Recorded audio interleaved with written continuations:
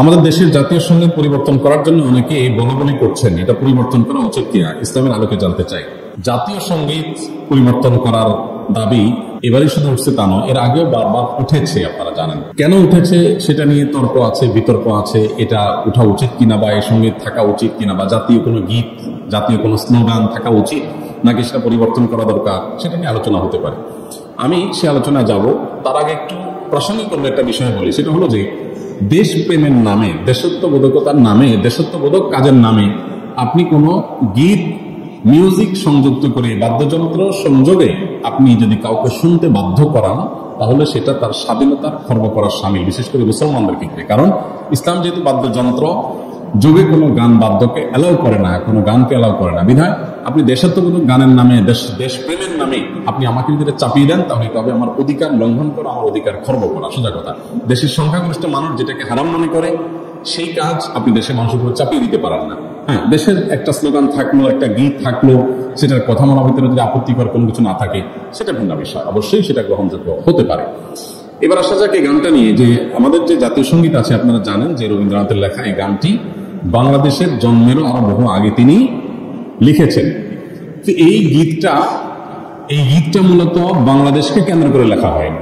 বাংলাদেশকে কেন্দ্র করে যেটা লেখা হয়নি, সেটা কেন বাংলাদেশের জাতীয় সঙ্গীত হতে যাবে, এটা একটি বিষয়। আরেকটা বিষয় হলো, যেই গীতের মধ্যে কোথাও বাংলাদেশ শব্দটাই নেই, সে গীত কিভাবে এদেশের জাতীয় সঙ্গীত হতে পারে? বিধায় আমি তো মনে করি যে এই দাবিটা অযৌক্তিক না, যে আমাদের জাতীয় সঙ্গীত পরিবর্তন করা এটা সময়ের সবচেয়ে গুরুত্বপূর্ণ দাবিগুলোর মধ্যে থেকে একটি।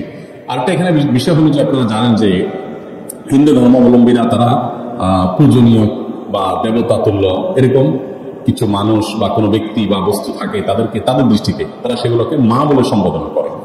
ইসলাম আমাদেরকে এরকম কোনো ধারণা দেয় না। মাতৃভূমির প্রতি ভালোবাসা এটা একটা স্বকীয় বিষয়, এটার জন্য মুসলমান হওয়া প্রয়োজন নাই, এটার জন্য মানুষ হওয়া যথেষ্ট। শুধু মানুষ কেন, অন্যান্য প্রাণীর মধ্যেও কি আছে, নিজের ভূমির প্রতি নিজের টান আছে।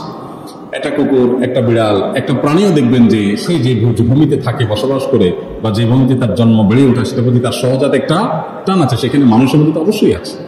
আমাদের নবী সাল্লাল্লাহু আলাইহি ওয়াসাল্লাম মক্কা থেকে যখন হিজরত করে মদিনায় আসছেন, তাকে যখন কিবলা পরিবর্তন নির্দেশ করা হলো, তিনি যখন ফিলিস্তিনের দিকে নামাজ আদায় করছিলেন, তিনি বারবার করে মক্কার দিকে যেন কিবলা করে নামাজ পড়তে পারেন, নিজের মাতৃভূমির দিকে ফিরে যেন তার সালাত আদায় করতে পারেন, সেজন্য আল্লাহর কাছে বারবার করে বিভিন্নভাবে আর্গুমেন্ট পেশ করছিলেন। আল্লাহ তাআলা কোরআনে সেটা উল্লেখ করেছেন, ফালানুওয়াল্লিয়ান্নাকা কিবলাতান তারদাহা। হে রাসূল, অচিরেই আপনাকে আপনার মনের মতো আপনি যে কিবলা প্রত্যাশা করছেন সেদিকে ফিরে সালাত আদায় করার নির্দেশ দান করবে। এখান থেকে বোঝা যায় মাতৃভূমির প্রতি সহজাত টান থাকা এটা একেবারে প্রাকৃতিক একটি বিষয়।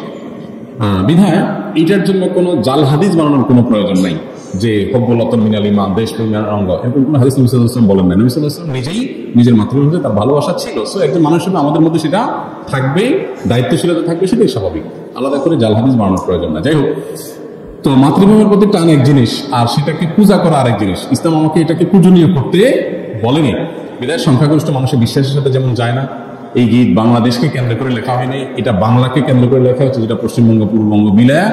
অতএব এই জ্ঞান মূলত এই দেশের জন্য না, যার কারণে এই গীত বা স্লোগান বাংলাদেশের এটা পরিবর্তন হওয়াটাই হলো যৌক্তিক। এটাকে যারা মনে করেন অপরিবর্তনীয় বা পরিবর্তনের দাবি তুললেই যারা মনে করেন যে বোধহয় সব গেল, তারা কি এটাকে করোনারিস মনে করেন নাকি, যে করোনারিস এটা পরিবর্তন করা যায় না, এটা পরিবর্তনযোগ্য। অতএব এটা পরিবর্তন করা দাবিটা আমি ব্যক্তিগত মনে করি যে অযৌক্তিক নয়।